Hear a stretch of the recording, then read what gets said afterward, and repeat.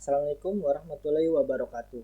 Perkenalkan dengan saya Muhammad Ali Aziz ingin mempresentasikan hasil PKL saya yang berjudul Pemeriksaan dan Pembaruan APP Prabayar satu fasa di area PLN UP3 Teluk Naga. Dengan Bu Mulisa sebagai dosen pembimbing dan Pak Andi Irawan sebagai pembimbing perusahaan.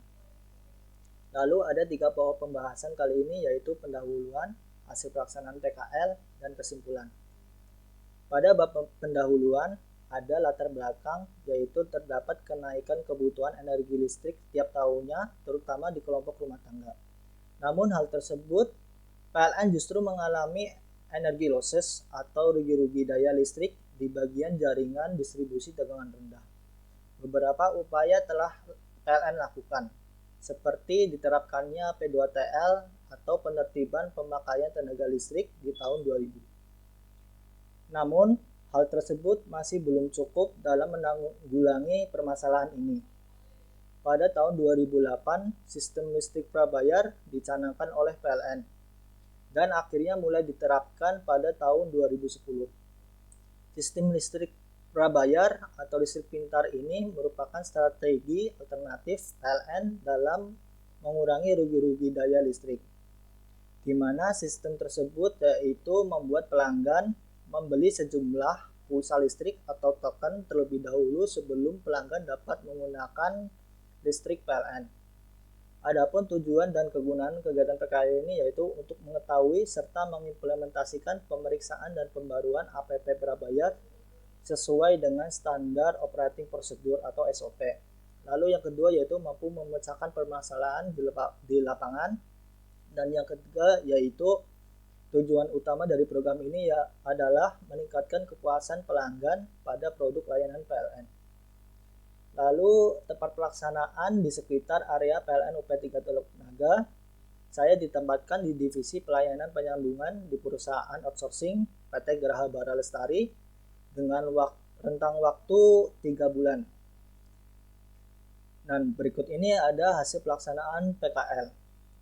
Di sini ada alur pemeriksaan dan pembaruan APP prabayar satu fasa. Dimulai dengan mendapatkan surat tugas dan data survei, lalu melakukan sosialisasi dan survei.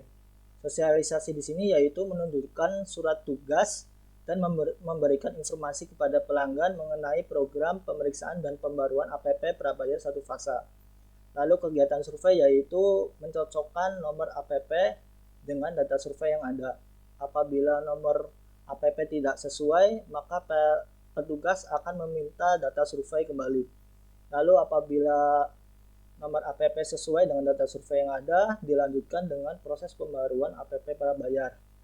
Apabila tidak terjadi permasalahan ketika melakukan pembaruan APP prabayar, petugas dapat melanjutkan dengan mengisi berita acara yang nantinya akan ditandatangani oleh pelanggan. Lalu apabila terjadi masalah atau gangguan, pelanggan atau petugas dapat menghubungi kontak pengaduan PLN yaitu kode area 123 dan petugas akan memberikan berita acara yang sudah diisi dan ditandatangani oleh petugas kepada pelanggan. Setelah itu akan datang petugas gangguan untuk melakukan perbaikan atau membawa unit APP prabayar yang baru. Setelah perbaikan, maka dilanjutkan dengan penandatanganan berita acara.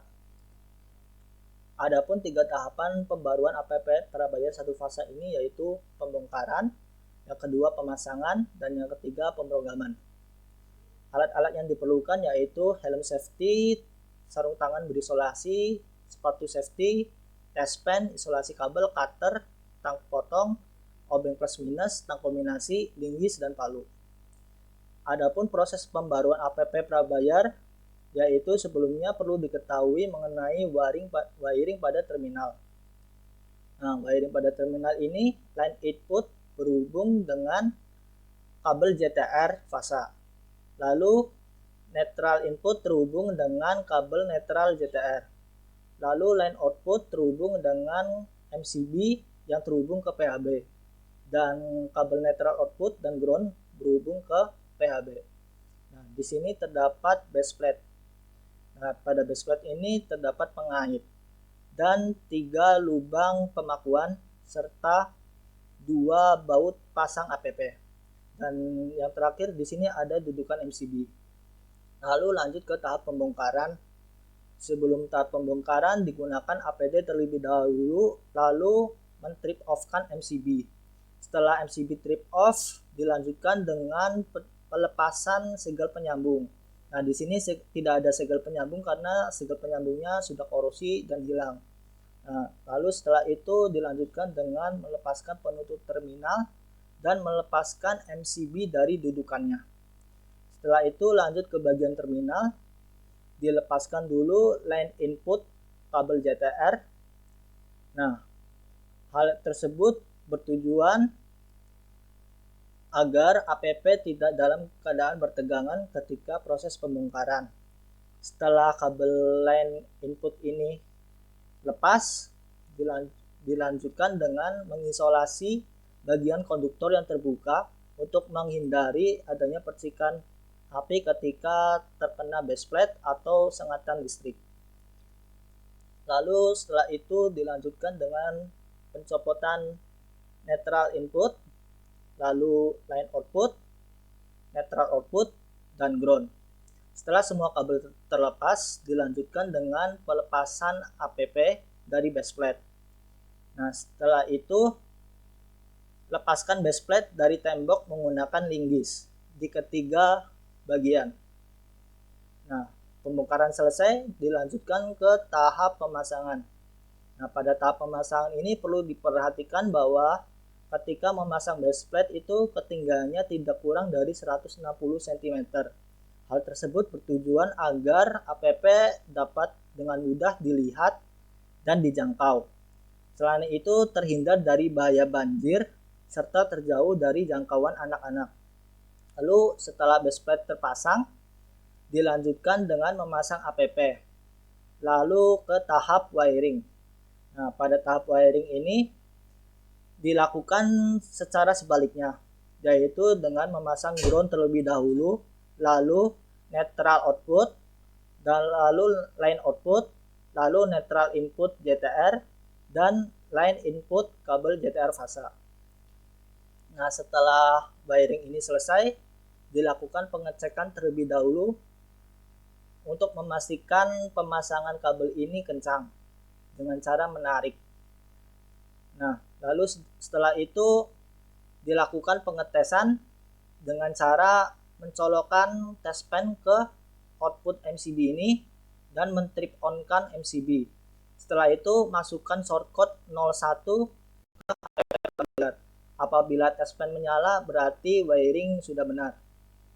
Setelah itu pasang penutup terminal. Setelah itu pasang MCB pada dudukan base plate dan pasang penutup terminal.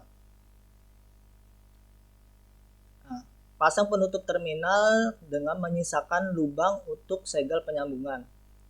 Lalu lanjut ke tahap pemrograman. Nah, di sini masukkan CAT-CT1 dan CAT-CT2 untuk mengaktifkan tarif index. Lalu setelah itu masukkan clear temper apabila APP dalam kondisi tempering atau periksa. Lalu masukkan set max power load untuk mengatur batas kontrak daya.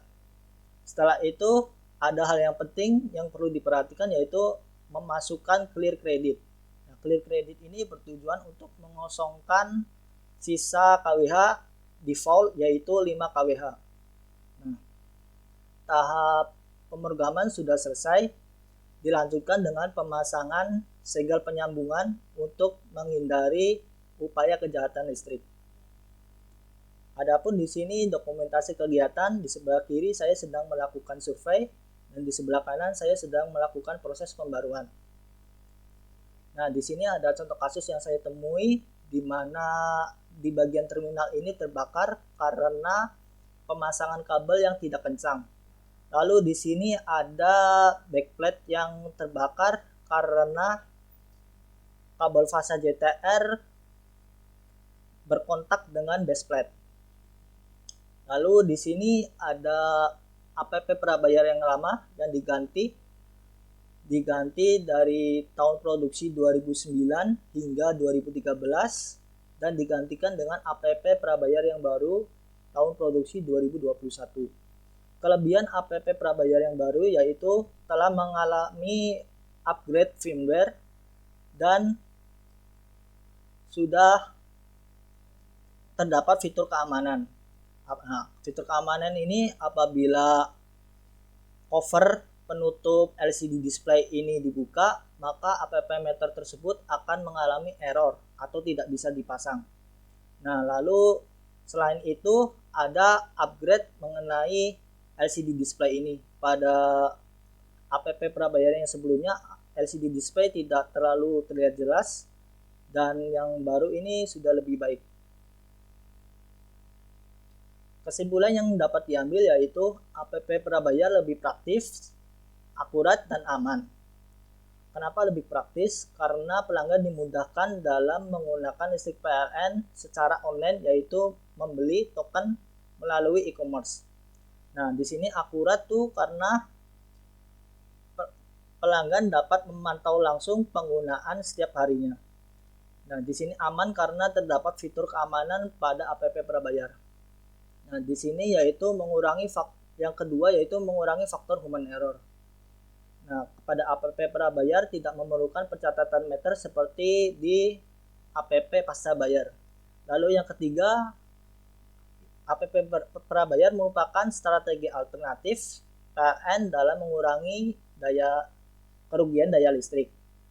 Dan yang keempat yaitu tujuan atau kegunaan utama dari program ini yaitu untuk meningkatkan kepuasan pelanggan pada produk layanan PLN. Kurang lebihnya saya mohon maaf. Wassalamualaikum warahmatullahi wabarakatuh.